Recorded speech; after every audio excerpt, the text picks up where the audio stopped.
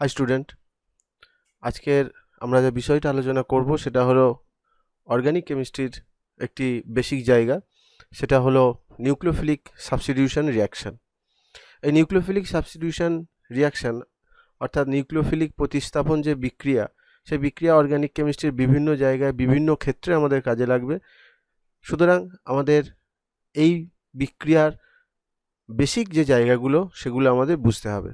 আজকে যে ভিডিওটি আমরা দেখতে চলেছি বা যে ভিডিওটি আমরা এখানে বানিয়েছি সেটি কেবলমাত্র এইচএস পরীক্ষা নয়, সেই সঙ্গে নিট, জয়েন্ট, ইভেন যারা আন্ডার গ্র্যাজুয়েট স্টুডেন্ট তাদের ক্ষেত্রেও অনেক কাজে আসবে।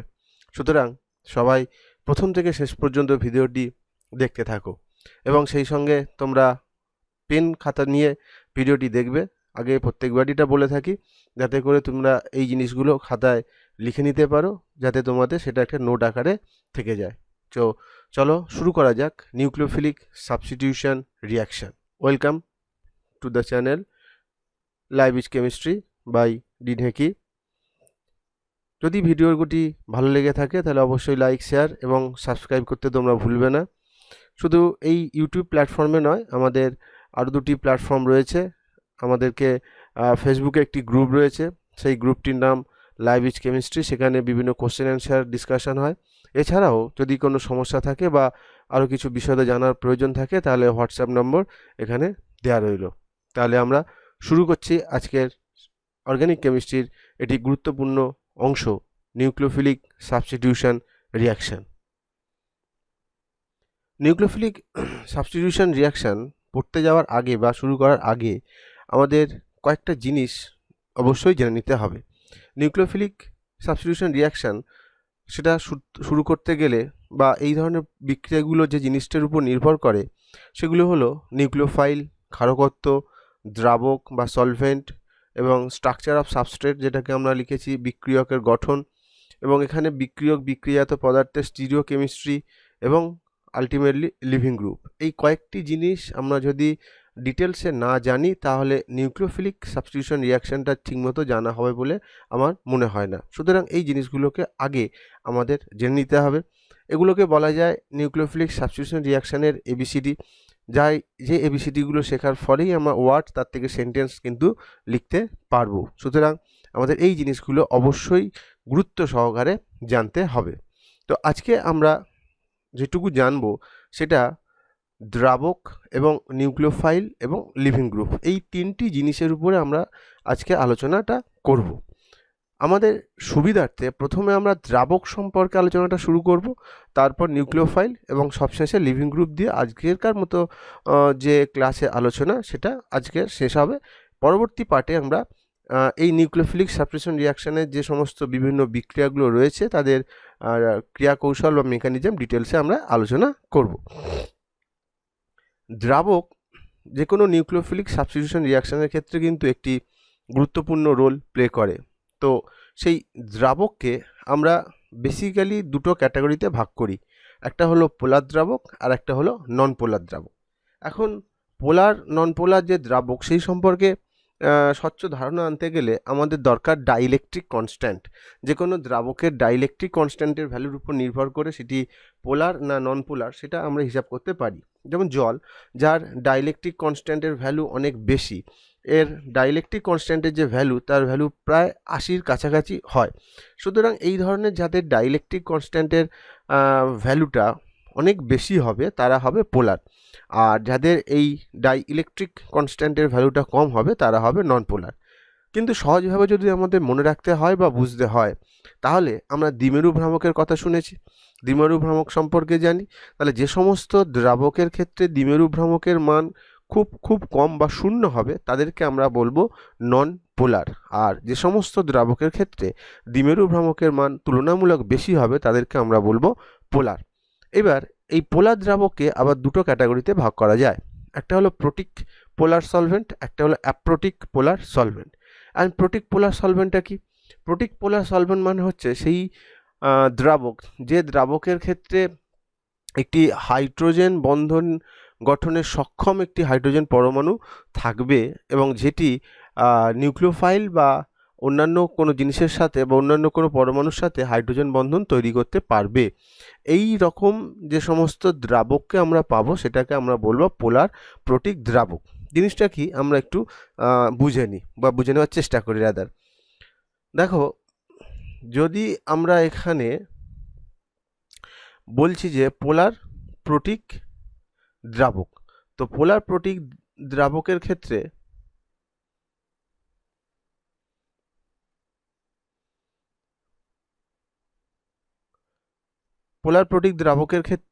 আমরা বললাম যে তার ক্ষেত্রে এমন কিছু অংশ থাকবে যেটা হাইড্রোজেন বন্ধন করতে পারে। যেমন ধরো জলের যদি আমরা সংকেতটা লিখি, জলের সংকেত হচ্ছে H2O। এটাকে যদি আমরা আরেকটু অ্যানালিসিস করি HOH, তাহলে জলের ক্ষেত্রে এই যে OH বন্ধনের সঙ্গে যুক্ত যে হাইড্রোজেনটা আছে, এই যে হাইড্রোজেনটা হাইড্রোজেন বন্ধন করতে সক্ষম। তাহলে এই সলভেন্টটাকে আমরা বলবো কি পোলার প্রোটিক সলভেন্ট। পোলার কারণ এর দ্বিমেরু ভ্রামকের মান যথেষ্ট বেশি বা ডাইলেকট্রিক কনস্ট্যান্টের ভ্যালু যথেষ্ট বেশি। বা যদি আমরা কোনো অ্যালকোহল নিই, যেমন ধরো CH3OH মিথানল, তাহলে মিথানলের ক্ষেত্রে এই যে হাইড্রোজেনটা রয়েছে, এই হাইড্রোজেনটাও কিন্তু হাইড্রোজেন বন্ধন গঠনে সক্ষম। সুতরাং এটাও হলো পোলার প্রোটিক সলভেন্ট। এর পরিবর্তে যদি আমরা ডাইমিথাইল সালফক্সাইড নেই, যার সংকেতটা হচ্ছে এখানে দুটো মিথাইল গ্রুপ, তাহলে এই যে দ্রাবকটা আমরা নিলাম যার নাম হচ্ছে ডাইমিথাইল সালফক্সাইড, যা DMSO, এর ক্ষেত্রে কিন্তু কোনো হাইড্রোজেন পরমাণু নেই যেটা কিনা হাইড্রোজেন বন্ধন তৈরি করতে পারে। তাহলে এই যে সলভেন্টটা আছে, এই সলভেন্টটাকে আমরা বলবো অ্যাপ্রোটিক সলভেন্ট। পোলার কিন্তু অ্যাপ্রোটিক সলভেন্ট।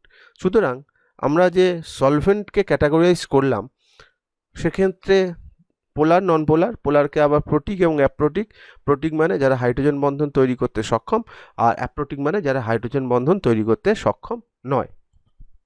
এইবার আমরা আসব নিউক্লিওফাইলের ক্ষেত্রে। সাধারণত নিউক্লিওফাইল বলতে কি বোঝায়? নিউক্লিওফাইল মানে হলো বিশেষ কতগুলি অণু, পরমাণু, মৌল বা যৌগ বা মূলক যাদের ক্ষেত্রে তাদের অতিরিক্ত ইলেকট্রন থাকে, যে ইলেকট্রনটাকে তারা দান করতে পারে। এখন প্রশ্ন হলো এই ইলেকট্রন কাকে দান করবে? ইলেকট্রন দান করতে পারে তাকেই যার ইলেকট্রনের ঘাটতি রয়েছে। ইলেকট্রনের ঘাটতিযুক্ত কার্বন পরমাণুকে যারা এই রকমভাবে ইলেকট্রন দান করতে পারে তাদেরকেই আমরা ইন জেনারেল বলবো নিউক্লিওফাইল। এই নিউক্লিওফাইল তিনটে ক্যাটাগরিতে ভাগ করা যায়: প্রশম ঋণাত্মক আদানে আহিত নিউক্লিওফাইল এবং অ্যাম্বিডেন্ট নিউক্লিওফাইল। প্রশম মানে হলো যাদের কোনো চার্জ নেই। যেমন ধরো জলের যে অণুটা রয়েছে, জলের অণুর ক্ষেত্রে H2O এবং অক্সিজেনের উপরে লোন পেয়ার থাকে, যে লোন পেয়ারটাকে সে সহজেই দান করতে পারে। সুতরাং এটি হলো কি প্রশম নিউক্লিওফাইল। বা ধরো যে কোনো ধরনের অ্যালকোহল, সাধারণ সংকেত ROH, যেখানে এই অক্সিজেনের উপরে লোন পেয়ার রয়েছে যেটা সহজেই দান করতে পারে। সুতরাং এটা হলো একটি প্রশম নিউক্লিওফাইল। বা ধরো অ্যামোনিয়া, যেখানে নাইট্রোজেনের লোন পেয়ার রয়েছে, যে দান করতে পারে সহজে। সুতরাং এটাও হলো একটি প্রশম নিউক্লিওফাইল। এইরকম যে সমস্ত যৌগ রয়েছে যাদের ক্ষেত্রে কোনো পরমাণুর লোন পেয়ার আছে, যে লোন পেয়ারগুলোকে দান করার মাধ্যমে তারা নিউক্লিওফিলিসিটি দেখায়, তাদেরকে আমরা বলবো প্রশম নিউক্লিওফাইল। এরপর হচ্ছে কি ঋণাত্মক আধানে আহিত নিউক্লিওফাইল। যে কোনো হ্যালাইট আয়ন, যেমন ধরো Cl-, Br-, এদের ক্ষেত্রে কি হচ্ছে, এদের ক্ষেত্রে ঋণাত্মক আধানটা যেটা রয়েছে সেই ঋণাত্মক আধানের জন্য যে ইলেকট্রন, সেই ইলেকট্রন ঘাটতিযুক্ত কার্বন পরমাণুকে সহজেই দান করতে পারে। সুতরাং এরা হলো ঋণাত্মক আধানে আহিত একটি নিউক্লিওফাইল। এছাড়াও যদি আমরা OH-, খুব কমন, আমরা এটার সম্পর্কে পরিচিত। OH-, অক্সিজেনের উপরে যে ঋণাত্মক আধান রয়েছে সেটি সে দান করতে পারে। সুতরাং এগুলো হলো ঋণাত্মক আধানে আহিত নিউক্লিওফাইল। লাস্ট যে ক্যাটাগরিটা আমাদের রয়েছে সেটা হলো অ্যাম্বিডেন্ট নিউক্লিওফাইল। এই অ্যাম্বিডেন্ট নিউক্লিওফাইল মানে হচ্ছে এমন একটি নিউক্লিওফাইল যার ক্ষেত্রে দুটো পরমাণু সেন্টার তারা একসাথে না হলেও মানে কোনো বিক্রিয়া বিশেষে একবার একটি পরমাণু সেন্টার নিউক্লিওফাইল হিসেবে কাজ করবে, অন্য বিক্রিয়ার ক্ষেত্রে হয়তো অন্য আরেকটি ওই যৌগের মধ্যেরই অন্য আরেকটি পরমাণু নিউক্লিওফাইল হিসেবে কাজ করবে। জিনিসটা কি বুঝতে হয়তো আমাদের একটু অসুবিধা হচ্ছে। যেমন ধরো CN মাইনাস, এই যে আয়নটা রয়েছে সায়ানাইড আয়ন, এই সায়ানাইড আয়নের ক্ষেত্রে এর যে নেগেটিভ চার্জ একবার কার্বনের মাথায় থাকে আর একবার নাইট্রোজেনের মাথায়ও থাকে। সুতরাং কোনো একটি বিক্রিয়ার ক্ষেত্রে কার্বন সেন্টার নিউক্লিওফাইল হিসেবে বিহেভ করতে পারে, আবার নাইট্রোজেন সেন্টার নিউক্লিওফাইল হিসেবে বিহেভ করতে পারে। সুতরাং একে আমরা বলবো অ্যাম্বিডেন্ট নিউক্লিওফাইল। অর্থাৎ অ্যাম্বিডেন্ট নিউক্লিওফাইল মানে হলো সেই সমস্ত নিউক্লিওফাইল যে নিউক্লিওফাইলের ক্ষেত্রে একই যৌগের মধ্যে থাকা দুটি পরমাণু কেন্দ্র যারা নিউক্লিওফাইল হিসাবে বিহেভ করতে পারবে তাদেরকে আমরা বলবো অ্যাম্বিডেন্ট নিউক্লিওফাইল। বা ধরো এইরকম একটা যৌগ রয়েছে, এই যৌগটার ক্ষেত্রে অক্সিজেনের মাথায় ঋণাত্মক চার্জ রয়েছে, তাহলে সেটি নিউক্লিওফাইল হিসেবে কাজ করতে পারে। আবার যদি রেজোনেন্স করা হয় তাহলে এই ঋণাত্মক চার্জটা কিন্তু অক্সিজেনের মাথা থেকে ডিলোকালাইজড হয়ে চলে আসবে এই কার্বনের মাথায়, তাহলে এই কার্বন সেন্টারটাও তখন নিউক্লিওফাইল হিসাবে ব্যবহার করতে পারে। তাহলে এর ক্ষেত্রে এই অক্সিজেনটাও নিউক্লিওফাইল হিসেবে ব্যবহার করতে পারবে, বিহেভ করতে পারবে, আবার এই কার্বনটিও নিউক্লিওফাইল হিসেবে বিহেভ করতে পারবে। সুতরাং একই যৌগের মধ্যে দুটি সেন্টার তারা নিউক্লিওফাইল হিসেবে কিন্তু বিহেভ করতে পারছে। এই ধরনের নিউক্লিওফাইলগুলিকে আমরা বলবো অ্যাম্বিডেন্ট নিউক্লিওফাইল। এই প্রসঙ্গে বলে রাখি, এই অ্যাম্বিডেন্ট নিউক্লিওফাইলের ক্ষেত্রে কোন বিক্রিয়ার ক্ষেত্রে কোন নিউক্লিওফাইল সেন্টারটি বিক্রিয়ায় অংশগ্রহণ করবে সেটি কিন্তু যুক্তি দিয়ে ব্যাখ্যা করা যায়। সেটা আমরা পরবর্তী ক্ষেত্রে যখন SN1 SN2 রিয়াকশন পড়ব তখন সেখানে আমরা বিস্তারিত আলোচনা করব। এবার প্রশ্ন হলো যে নিউক্লিওফাইল সেও তার ইলেকট্রন ডেনসিটি যেটা রয়েছে সেই ইলেকট্রন ডেনসিটিকে দান করছে কোনো একটি ইলেকট্রন ঘাটতিযুক্ত অংশকে, যেটাকে আমরা ইলেকট্রোফাইল বলছি। ক্ষার যেগুলো হয় তারাও ম্যাক্সিমাম ক্ষেত্রে ইলেকট্রন দান করে, কিন্তু সেটা করে কাকে? প্রোটনকে। ঠিক আছে, তাহলে এই নিউক্লিওফাইল ও ক্ষারকত্ব এই যে ব্যাপারটা, এই ব্যাপারটা কি একই? এসো দেখি আলোচনার সাপেক্ষে আমাদের কি দাঁড়ায়। আমরা একটা সহজ উদাহরণ নিই। উদাহরণটা হচ্ছে আর কিছুই নয়, OH মাইনাস। আমরা জানি OH মাইনাস খুব সহজেই ক্ষার হিসাবে ব্যবহার হয়। ক্ষার হিসাবে ব্যবহার হওয়া মানে সে প্রোটনের সাথে যুক্ত হয়ে জল তৈরি করবে। এক্ষেত্রে OH মাইনাস তার ইলেকট্রন ডেনসিটি বা ঘনত্ব দান করলো কাকে? এই প্রোটনকে, যার ফলে এখানে জল তৈরি হলো। এটি হলো একটা উদাহরণ, ক্ষার হিসাবে ব্যবহার হচ্ছে বা ক্ষারক হিসাবে ব্যবহার হচ্ছে OHটা, তার একটা উদাহরণ। কিন্তু যদি এই OH মাইনাস এটি কোনো কার্বন সেন্টার রয়েছে সেই কার্বন সেন্টারে গিয়ে যুক্ত হতো, যে কার্বন সেন্টারের ইলেকট্রন ঘাটতি রয়েছে, পোটেনশিয়ালি ইলেকট্রন ঘাটতি রয়েছে, তাহলে এটি তখন হয়ে যেত এই OH মাইনাসটা তখন কিন্তু হয়ে যেত নিউক্লিওফাইল। নিউক্লিওফাইলকে সংক্ষেপে NU মাইনাস দিয়ে প্রকাশ করা হয়। NU দিয়ে প্রকাশ করা হয়, মাইনাস থাকলে সেখানে মাইনাস দেওয়া হয়, অথবা এখানে শুধু NU দিয়ে প্রকাশ করা হয়। তাহলে দেখতে পাচ্ছ OH মাইনাস যেটা আছে সেটা একবার ক্ষার হিসাবে ব্যবহার করছে, একবার নিউক্লিওফাইল হিসাবে ব্যবহার করছে। ক্ষার হিসাবে ব্যবহার করার অর্থ হলো প্রোটনকে ইলেকট্রন দান করবে, আর নিউক্লিওফাইল হিসাবে ব্যবহার করার অর্থ হলো ইলেকট্রন ঘাটতিযুক্ত কার্বন পরমাণুকে সে কিন্তু ইলেকট্রন দান করবে। এখানে ক্ষার হিসাবে ব্যবহার করা সেটা হলো তার থার্মোডাইনামিক প্রপার্টি, এবং নিউক্লিওফাইল হিসাবে ব্যবহার করার ক্ষেত্রে সেটি হলো তার কাইনেটিক প্রপার্টি। সুতরাং ক্ষারকত্ব এবং নিউক্লিওফাইল এটি জিনিসটা কিন্তু এক নয়, খুব সূক্ষ্ম একটি পার্থক্য রয়েছে। যদি কেবলমাত্র প্রোটনের সাথে যুক্ত হয় তাহলে সেটা হবে ক্ষার, কিন্তু যদি ইলেকট্রন ঘাটতিযুক্ত কার্বনের সাথে যুক্ত হয় তখন সেটা হবে নিউক্লিওফাইল। সুতরাং নিউক্লিওফাইল ও ক্ষারকত্বের মধ্যে যে বেসিক ডিফারেন্স সেটা আশা করি তোমরা বুঝতে পারলে। এবার এই যে নিউক্লিওফাইলগুলো রয়েছে সেই নিউক্লিওফাইলগুলো কত তাড়াতাড়ি ইলেকট্রন ওই ইলেকট্রোফাইল কার্বনকে দান করছে, সেই দান করার যে ক্ষমতা, সেই ক্ষমতাকে আমরা বলবো নিউক্লিওফিলিসিটি। এখন এই নিউক্লিওফিলিসিটি মানে হচ্ছে ইলেকট্রন দান করার ক্ষমতা। তাহলে এই নিউক্লিওফিলিসিটিটা কোন কোন বিষয়ের উপর নির্ভর করে সেটা আমাদের আলোচনা করতে হবে। এবং নিউক্লিওফিলিসিটিটা যে বিষয়ের উপর যত তাড়াতাড়ি ভালো নিউক্লিওফিলিসিটি হবে, সে তত ভালো নিউক্লিওফাইল হবে। অর্থাৎ যত তাড়াতাড়ি সম্ভব সে ইলেকট্রন অন্য কাউকে দান করতে পারবে ইলেকট্রোফাইলকে, তত তার নিউক্লিওফিলিসিটিটা অনেক বেটার হবে, অনেক ভালো হবে। তো এই নিউক্লিওফিলিসিটিটা কোন কোন বিষয়ে নির্ভর করে সেটা আমরা দেখি।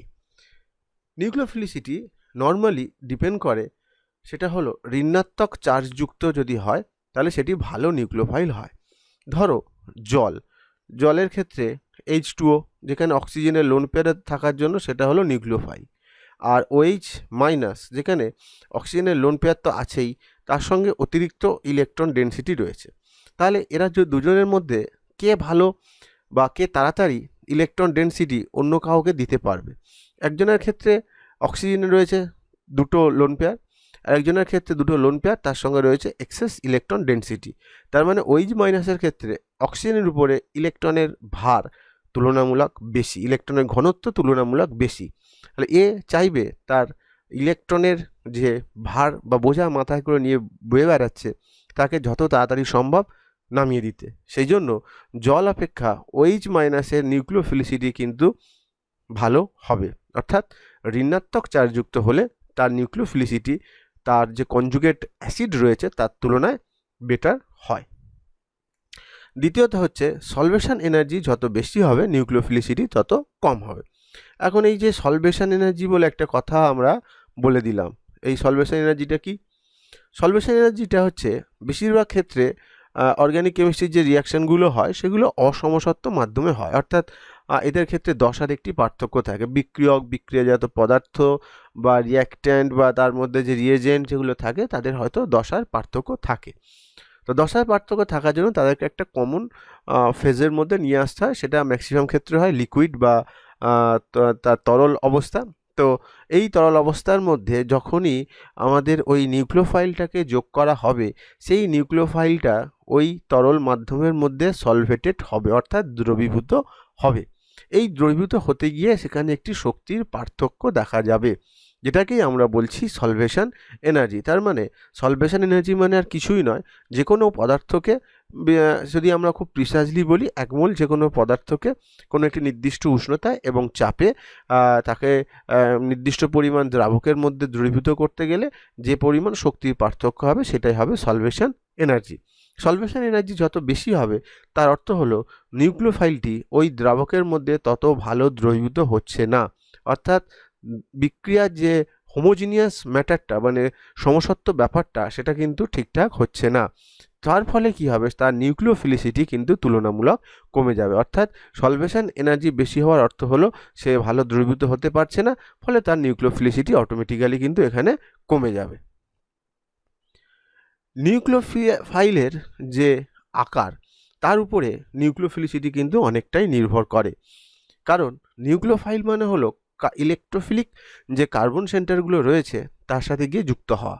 সেই যুক্ত হতে গিয়ে যদি তার আকার বড় হয়ে যায় তাহলে সে কিন্তু সঠিকভাবে তার সঙ্গে যুক্ত হতে পারবে না, ফলে তার নিউক্লিওফিলিসিটি কমে যাবে এবং তার রাসায়নিক সক্রিয়তাও কিন্তু তত কমে যাবে। ঠিক আছে, মানে ব্যাপারটা হলো এরকম যে একগাদা লোক দাঁড়িয়ে রয়েছে, তার মাঝখান দিয়ে আমাদেরকে বেরিয়ে যেতে হবে। এখন যদি আমার বডির আকারটা খুব মোটা হয় তাহলে ওইটুকু জায়গার মধ্যে দিয়ে বেরোতে আমার সমস্যা হবে। আর আমি যদি রোগা পাতলা হই তাহলে খুব সহজে ওখান থেকে বেরিয়ে যাব। ঠিক আছে, ঠিক তেমনই কার্বন পর্যন্ত পৌঁছতে গেলে আকার যদি খুব বড় হয় তার আগেই কিন্তু সে প্রতিহত হয় তার গতিপথ, ফলে তার নিউক্লিওফিলিসিটি কিন্তু কমে যায়। জিনিসটা একটু উদাহরণ সহযোগে আমরা একটু ব্যাখ্যা করি কীরকম হয়। ধরো টার্সিয়ারি বিউটাইল অক্সাইড এই জিনিসটা রয়েছে, অর্থাৎ এই যে অ্যানায়নটি আমরা দেখছি টার্সিয়ারি বিউটাইল অক্সাইড, এটা দেখছি এটার ক্ষেত্রে কি হচ্ছে যে এই কার্বনের সাথে এখানে দেখতে পাচ্ছি যে তিনটে বড় বড় CH3 গ্রুপ যুক্ত হয়ে রয়েছে। থাকার ফলে কি হচ্ছে, এই অক্সিজেন তার ইলেকট্রন ডেনসিটি যখন কোনো কার্বন সেন্টারকে দান করতে যাচ্ছে তখন এই কার্বন সেন্টার আর এই অক্সিজেনের সঙ্গে থাকা এই বড় যে টার্সিয়ারি গ্রুপটা রয়েছে, এই টার্সিয়ারি গ্রুপের একটা স্টেরিক রিপালশন হচ্ছে, স্টেরিক বিকর্ষণ হচ্ছে। এই স্টেরিক বিকর্ষণ হওয়ার জন্য অক্সিজেন তার ইলেকট্রন ঘনত্ব সহজে ইলেকট্রোফাইল কার্বনকে কিন্তু দিতে পারছে না। সুতরাং এই টারশিয়ারি বিউটাইল গ্রুপে থাকার জন্য এই যে অ্যানায়নটি রয়েছে, এই অ্যানায়নটি আর ভালো নিউক্লিওফাইল হিসাবে কাজ করতে পারছে না। সেই জন্য এই টারশিয়ারি বিউটাইল অক্সাইড যেটা রয়েছে, এই টারশিয়ারি বিউটাইলের যে অ্যানায়নটি এখানে রয়েছে, সেই অ্যানায়নটি এখানে ভালো নিউক্লিওফাইল হওয়ার থেকে ভালো ক্ষার হিসাবে, অর্থাৎ এটা ভালো বেস হিসাবে ব্যবহার করবে, রাদার এটি ভালো নিউক্লিওফাইল হওয়ার থেকে। সুতরাং সাইজের উপরেও কিন্তু তার নিউক্লিওফিলিসিটিটা ডিপেন্ড করছে।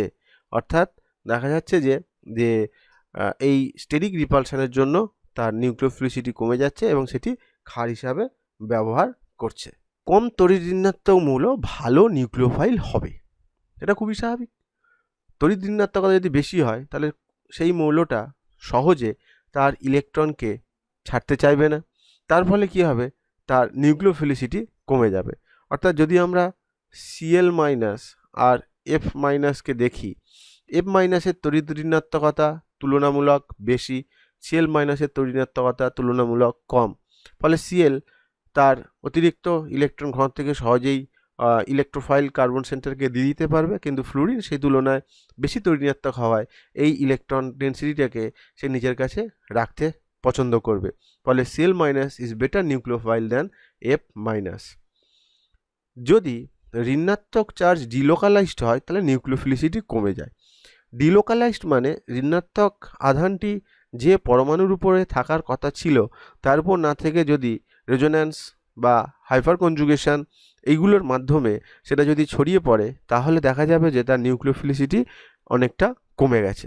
জিনিসটা কীরকম, ধরো এখানে তিনটি অ্যানায়ন আমরা লিখছি, মিথক্সাইড অ্যানায়ন, আর একটা লিখছি ধরো ফেনক্সাইড অ্যানায়ন, আর একটা লিখছি ধরো অ্যাসিটেট অ্যানায়ন। ঠিক আছে, এই তিনটের মধ্যে এর কিন্তু রেজোন্যান্স হওয়া সম্ভব নয়। উপরন্তু এই CH3 গ্রুপ মানে এর একটা প্লাস আই এফেক্ট আছে, যে প্লাস আই এফেক্ট থাকার জন্য অক্সিজেনের উপরে ইলেকট্রন ঘনত্ব কিন্তু বৃদ্ধি পাচ্ছে। ফলে এর অক্সিজেনের ইলেকট্রন ঘনত্ব ডিলোকালাইজড হচ্ছে না, উল্টে তার ইলেকট্রন ঘনত্ব কিন্তু বেড়ে যাচ্ছে। সুতরাং এই তিনজনের মধ্যে কিন্তু এই মিথক্সাইড আয়নের নিউক্লিওফিলিসিটি অনেক বেশি হবে। ফেনক্সাইড আর CH মানে অ্যাসিডেট আয়ন যেটা আমরা নিয়েছি, ফেনক্সাইড আয়নের ক্ষেত্রেও কিন্তু রেজোন্যান্স হওয়া সম্ভব, আর অ্যাসিডেট আয়নের ক্ষেত্রেও রেজোন্যান্স হওয়া সম্ভব। কীরকম রেজোন্যান্স হওয়া সম্ভব দেখে নিই। ফেনক্সাইড আয়নের ক্ষেত্রে আমরা জানি যে এটি খুব সহজেই রেজোনেটিং স্ট্রাকচার বা রেজোন্যান্স গঠন করতে পারে।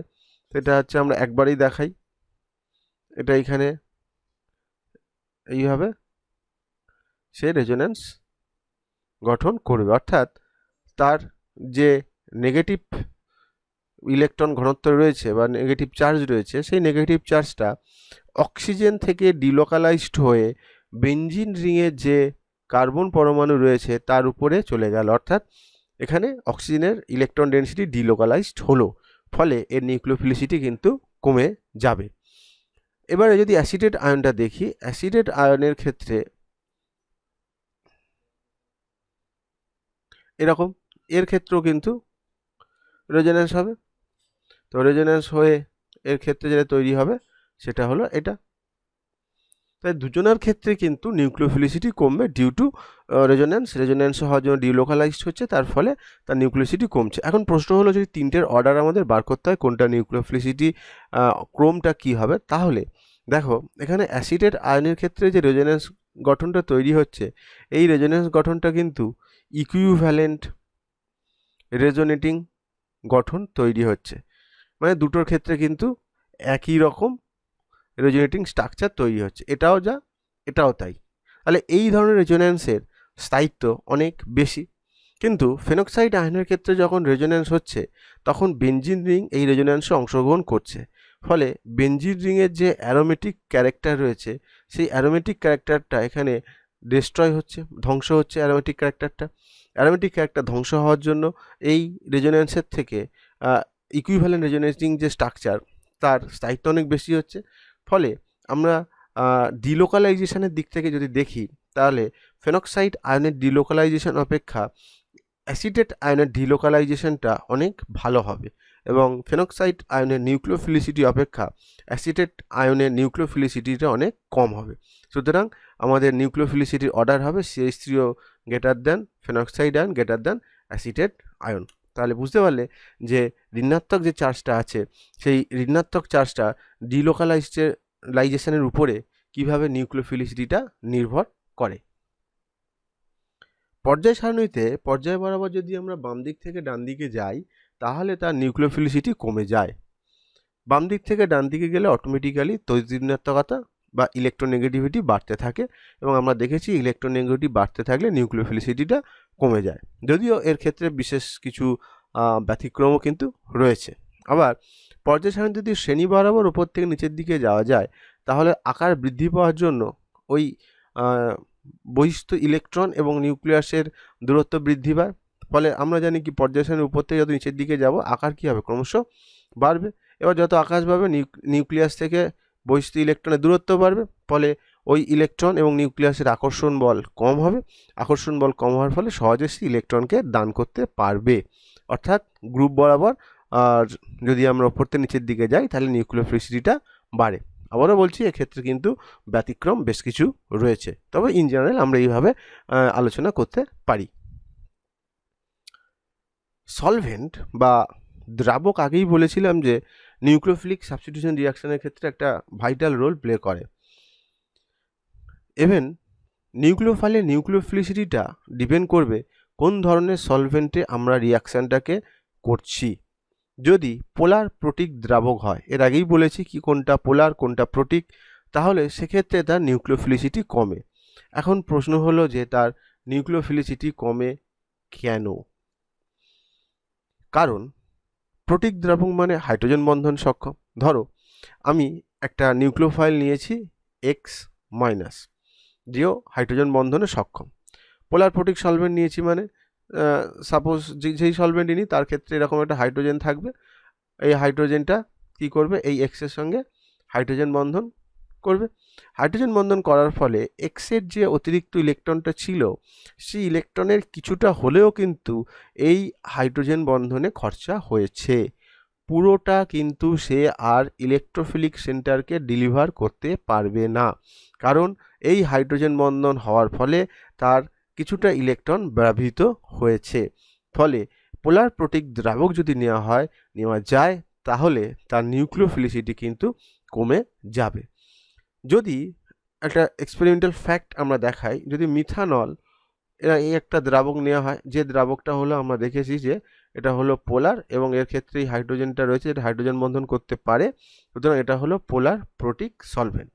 তাহলে এই সলভেন্টের ক্ষেত্রে যদি আমরা iodide ion, bromide ion, chloride ion আর ফ্লুইড আয়নের নিউক্লিওফিলিসিটি দেখি তাহলে দেখা যাবে যে আয়োডাইড আয়নের ক্ষেত্রে হাইড্রোজেন বন্ধন হওয়ার চান্স সবথেকে কম, ফলে এর নিউক্লিওফিলিসিটি সবথেকে বেশি।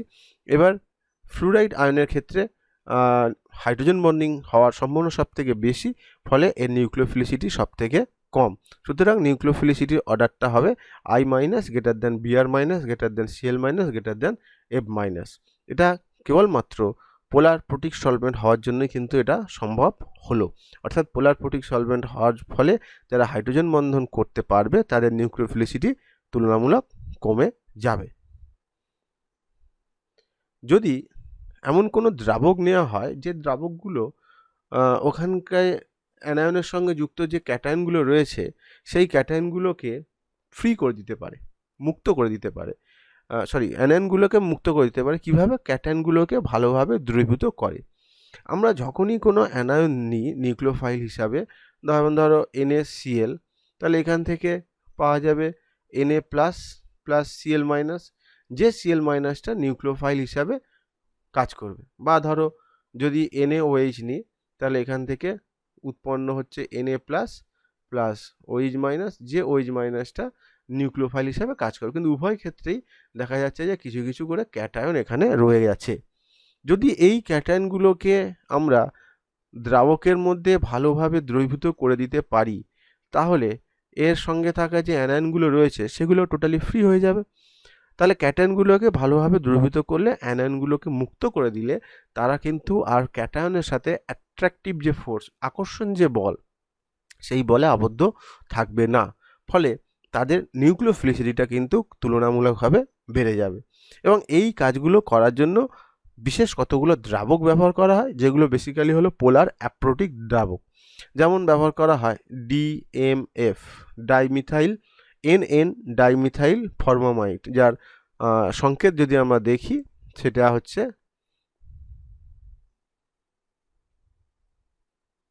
এই রকম, এটা হলো DMF।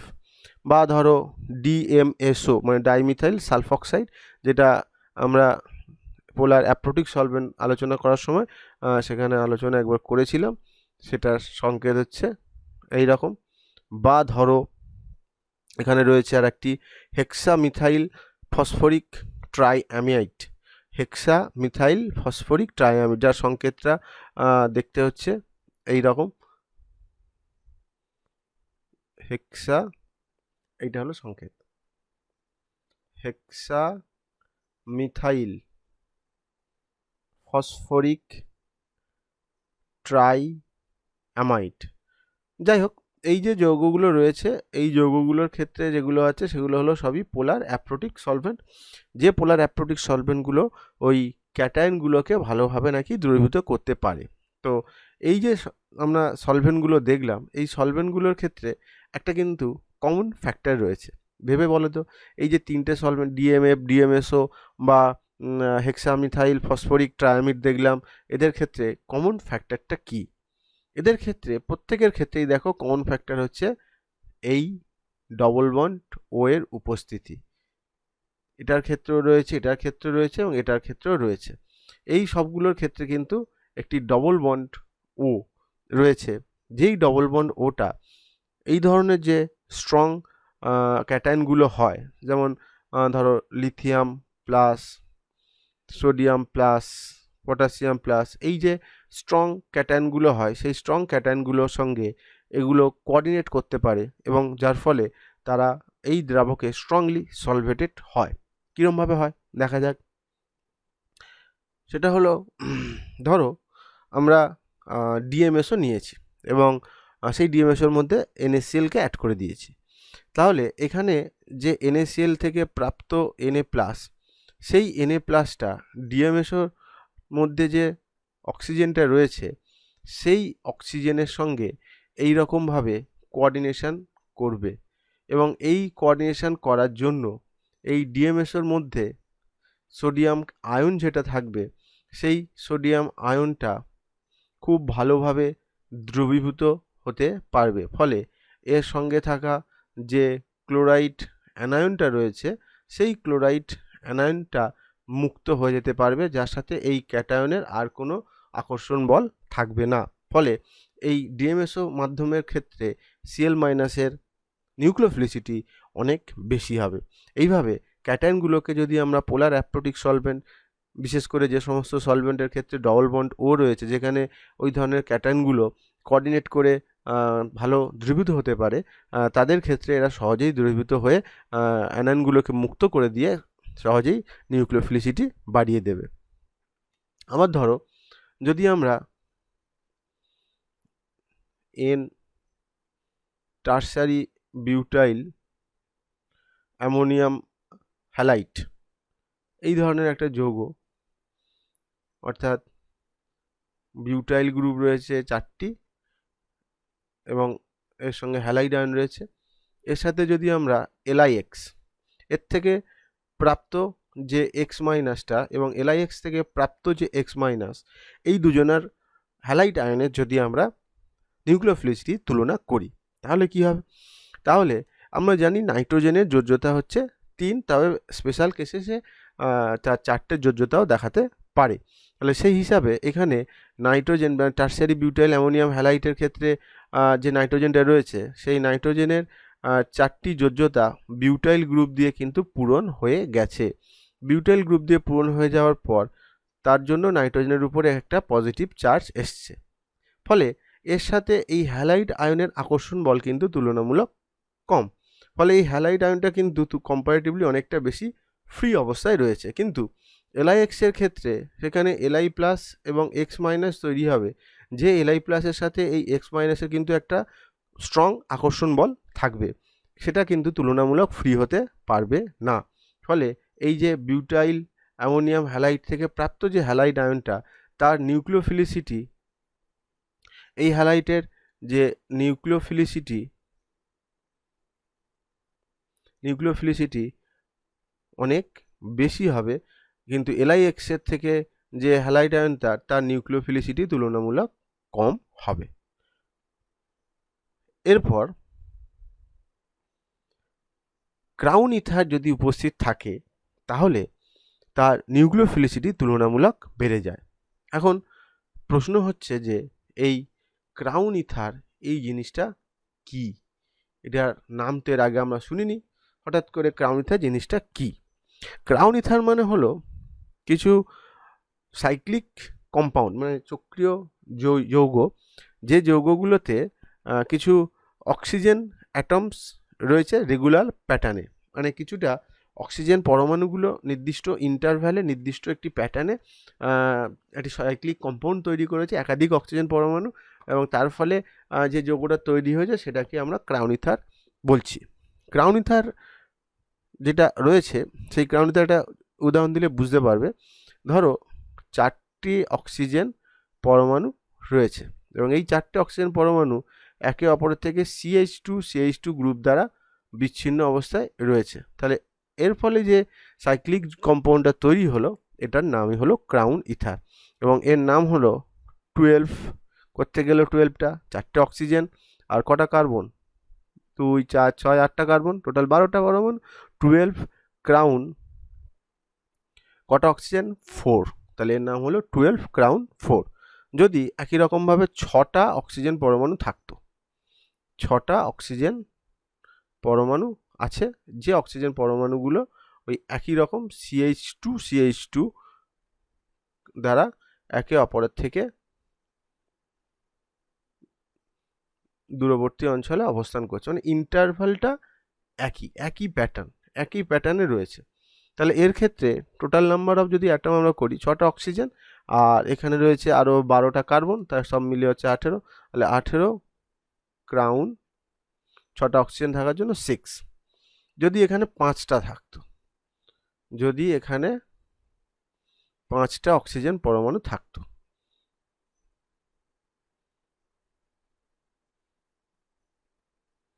যদি এখানে 5টা অক্সিজেন পরমাণু থাকতো, তাহলে ক্রাউন ইথারটা দেখতে এরকম হতো।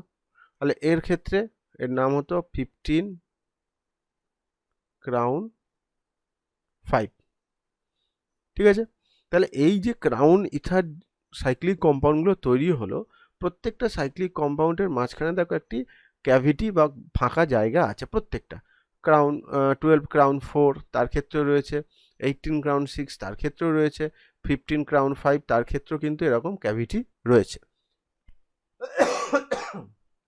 ক্যাভিটি অর্থাৎ ফাঁকা জায়গা রয়েছে, যে ফাঁকা জায়গাগুলোতে এই নির্দিষ্ট মাপের বা নির্দিষ্ট আয়তনের যে ক্যাটায়নগুলো রয়েছে, সেই ক্যাটায়নগুলো সেখানে থাকতে পারে।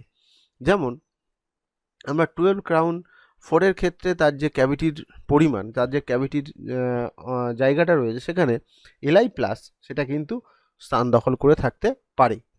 এই যে ক্যাটায়নটা রয়েছে লিথিয়াম প্লাস, সেই লিথিয়াম প্লাসটা এই অক্সিজেনগুলোর সাথে এইভাবে কোঅর্ডিনেট করবে, করার ফলে এখানে একটি গঠনাকৃতি তৈরি করবে, যেটাকে বলে হোস্ট গেস্ট স্ট্রাকচার। অর্থাৎ লিথিয়াম প্লাস এক্ষেত্রে গেস্ট হিসাবে কাজ করলো এবং 12 ক্রাউন 4 এক্ষেত্রে হোস্ট হিসাবে কাজ করলো। তার ফলে লিথিয়াম প্লাস আয়নটা তার সাথে যুক্ত যে অ্যানায়নটি ছিল, সেই অ্যানায়নটা একেবারে ফ্রি হয়ে গেল এবং যার নিউক্লিওফিলিসিটি কিন্তু বেড়ে গেল। এবং এই ধরনের অ্যানায়নকে আমরা বলি নেকেট অ্যানায়ন। অর্থাৎ Li প্লাসের কোঅর্ডিনেশনের ফলে ক্যাভিটির মধ্যে হোস্ট গ্যাস স্ট্রাকচার তৈরি করার ফলে যে অ্যানায়নটি পড়ে থাকবে সেই অ্যানায়নটিকে আমরা বলি নেকেড অ্যানায়ন। ঠিক তেমনই 18 ক্রাউন 6 এর মধ্যে দেখা যাবে যে পটাশিয়াম প্লাসের যে আয়ন এর ক্যাভিটি সাইজ সেই পটাশিয়াম প্লাস আয়নের সঙ্গে প্রায় সমতুল্য, ফলে পটাশিয়াম প্লাস আয়ন এর মধ্যে হোস্ট গ্যাস স্ট্রাকচার তৈরি করতে পারবে।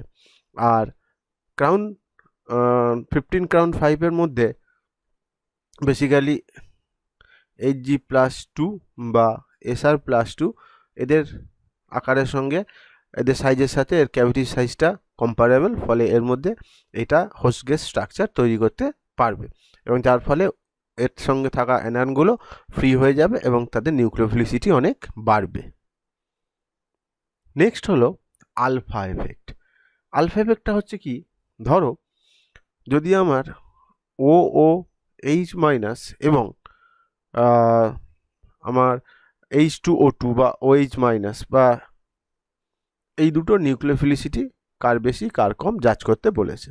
দুটোই কিন্তু অ্যানায়ন, সুতরাং দুটোর ক্ষেত্রেই নিউক্লিওফিলিসিটি কম্পারেটিভলি বেশি হওয়া উচিত, কিন্তু এই দুটোর মধ্যে কোনটা বেশি হবে কোনটা কম হবে সেই হিসাবে দেখা যাচ্ছে যে এইটা নিউক্লিওফিলিসিটি বেশি এবং OH- এর নিউক্লিওফিলিসিটি কম। প্রশ্নটা দাঁড়ালো কেন?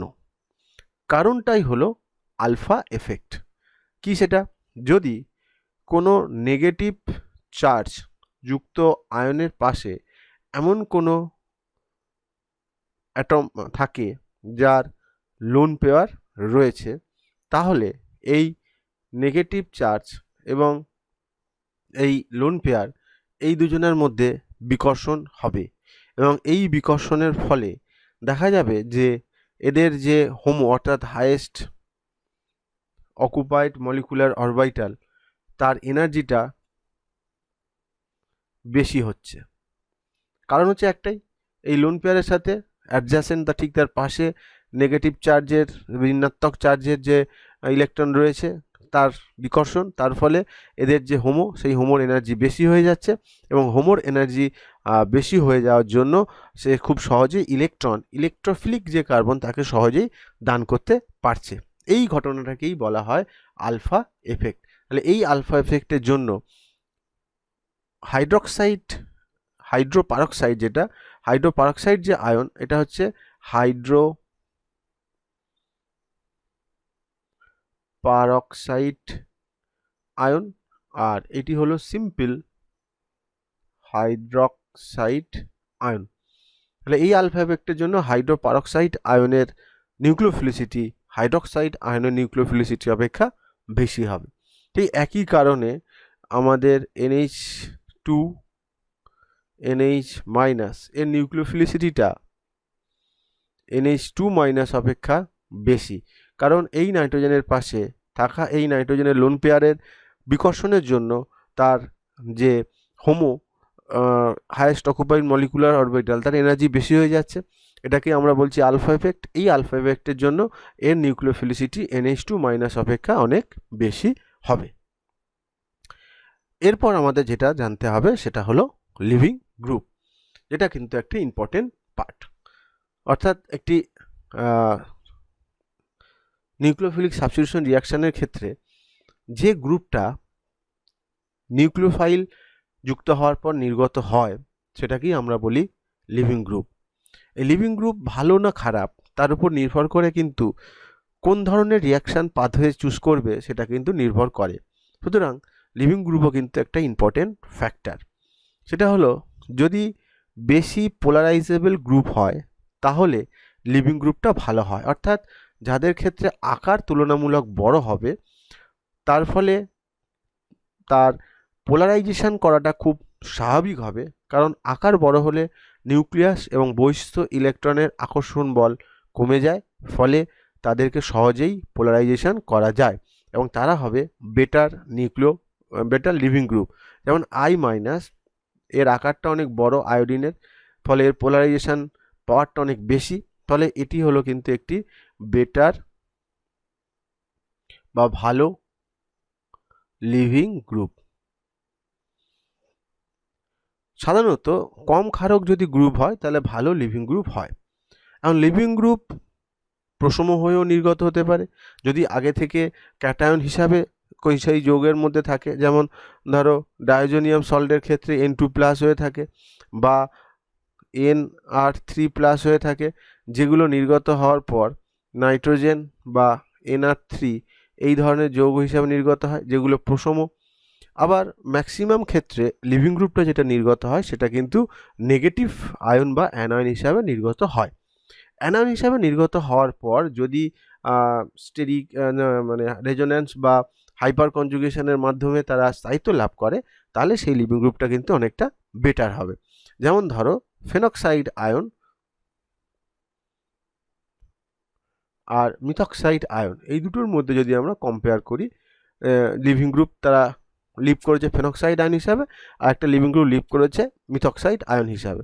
তাহলে প্রশ্নটা হচ্ছে যে এই দুজনের মধ্যে কে বেটার লিভিং গ্রুপ হবে।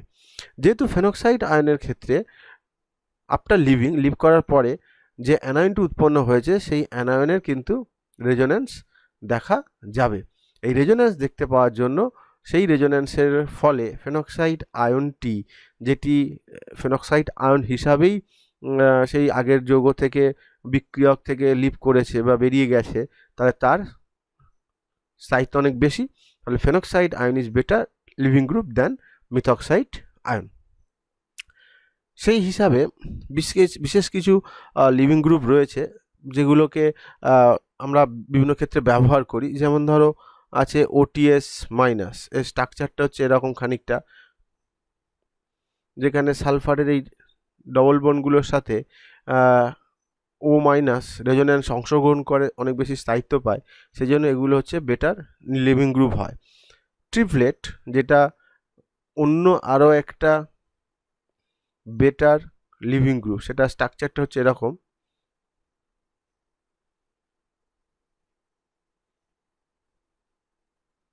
তিনটে ফ্লুরিন গ্রুপ রয়েছে, এটা হলো ট্রিপলেট। এটা কিন্তু একটা বেস্ট নোন লিভিং গ্রুপ।